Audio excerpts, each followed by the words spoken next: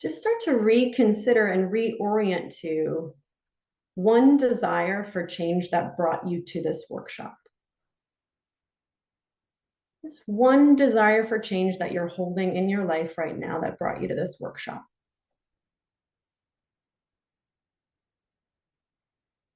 And a lot of times it can be easier to locate the changes that we're sort of wanting, that we're sort of in opposition to something we want, right? Like we can locate what we don't want much more easily than what we do. So some of you might be in here with changes like, I want to stop my inner critic from running the show, right? Or like, I want to stop scrolling so much on Instagram. Or what else? Like, I want to get out of this relationship. But what we want to start to do here is reorient toward the things that we do want, which is a hard process because, as I said, it's easier to orient to what we don't want than what we do. And that's on purpose, y'all. Yeah, white supremacy and heteropatriarchy make it really, really hard to locate our desires. They spend a lot of time like obscuring and limiting and, destroying our most authentic, earthy desires. And I believe that's because when we live outside of those places, we become more like complacent with the status quo. Like it's easier for the state to run our imagination when we aren't deeply in alignment with the things we know we want and are calling in. This makes sense? Yeah, so it's why I actually think that desire recovery work is political, and why I think it helps us stay awake and like present to what actually matters to us, unscripted by like dominant cultural norms. So I offer that both to say like this is a little bit hard and it's important. Yeah, like it helps us take action in service of what we actually care about, and helps us stay awake in our lives. So I also want to say that I think it's a little bit scarier than stating the things that we don't want or don't like, because usually it brings up all the feelings about how we might not get the thing that we desire. Yeah, so that not admitting to what we actually long for in this world and in our lives, like it pretends to protect us from all of our fears of rejection, right? Like if I don't admit that I want to leave my current job, I might not have to ever confront the possibility of like not securing more satisfying work.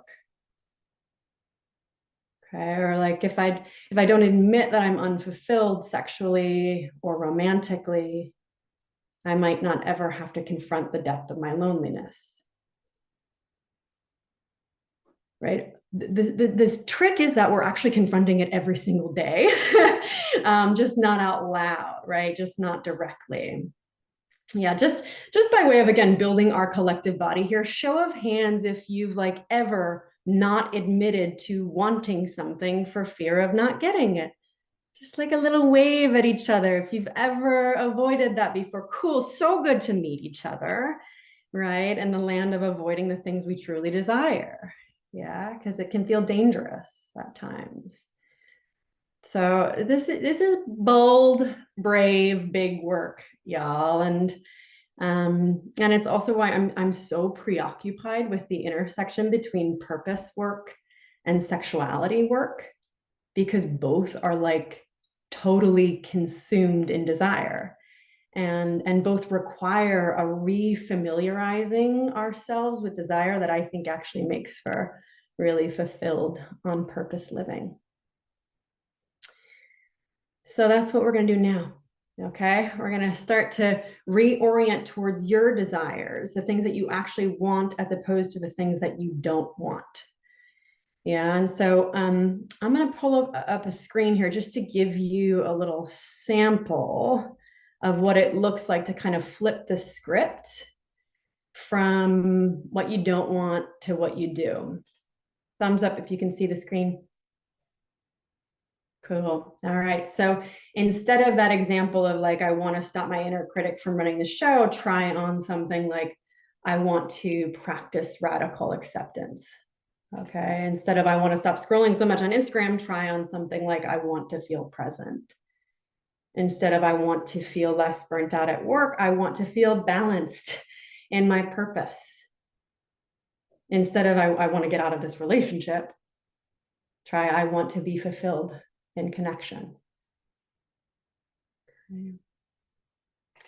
So that step of reversing from what we don't want toward what we do is one step in a set of principles of desire that come from like the last 10 plus years of me being preoccupied with desire and like totally fascinated by it. So this comes from a sort of collage of my own study. So the first principle is that desire is direct and positive. Yeah, it's about what we want directly in the moment right now. That doesn't mean that it can't hold a future longing, like a future self, but that the sensations, the life of the desire is about something we want and need right now. Okay, direct, present, direct, positive, and then usually we state it in the affirmative. I want this.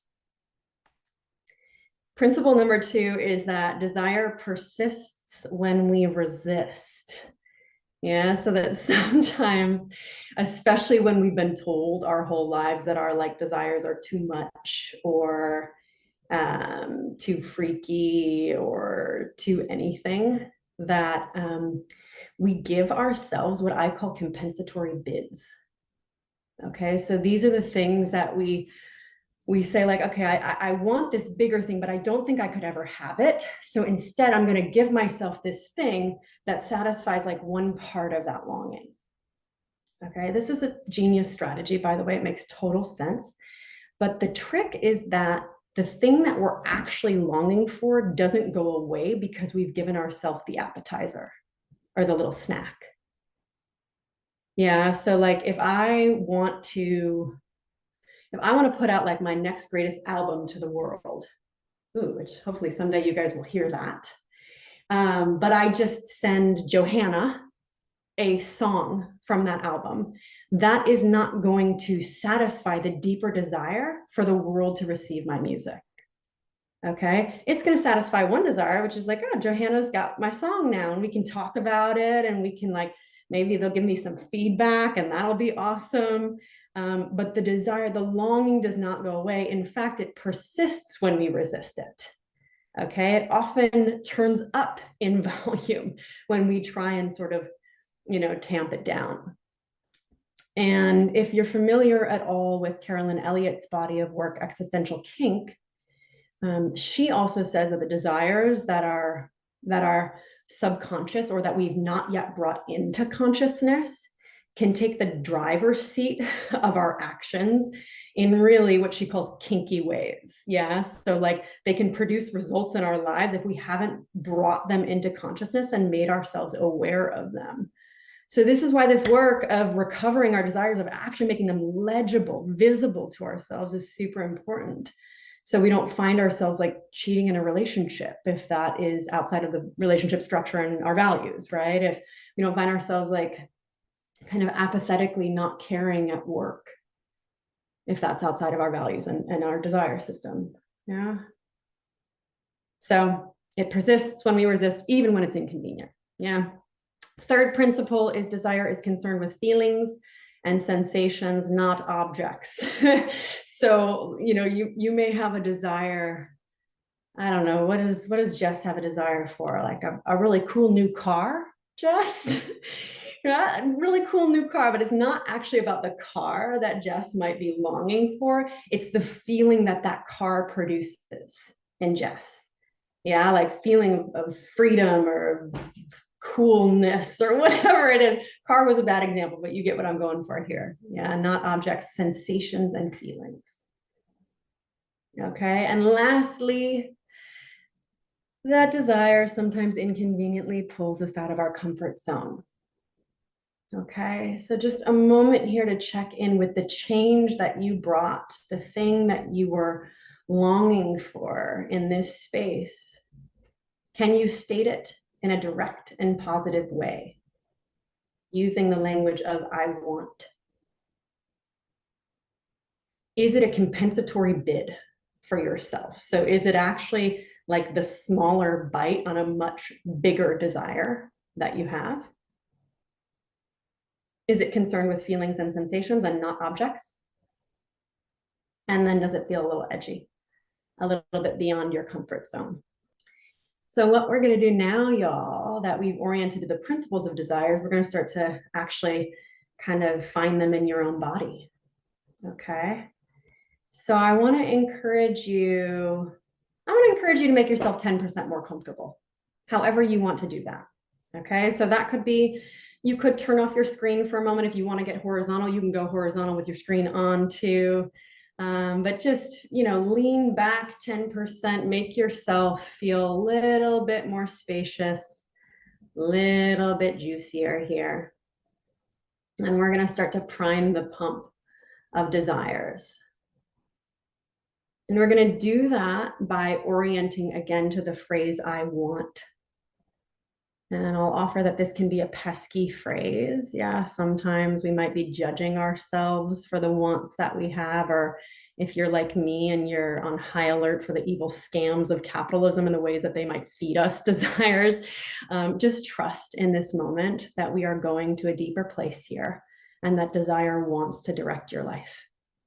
Okay.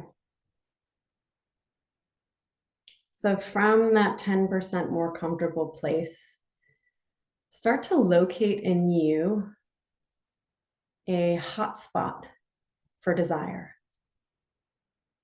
a home base of sensation, or when you start to wrap your heart, your body, your brain around the change that you came into this space calling in, sensation comes online for you. Like just a place that starts to get a little bit more online or active when you start to say the phrase, I want.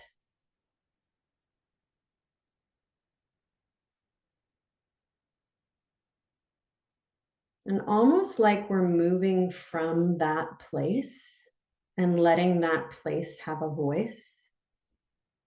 Invitation here to free associate. You can write or you can speak it out loud. You're all on mute. Just 60 seconds or so, the phrase, I want.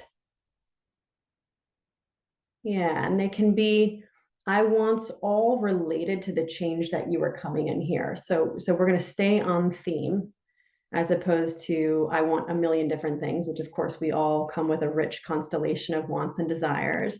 Stay on theme for the change that you brought in here and start to get curious about the broad landscape of wants within you.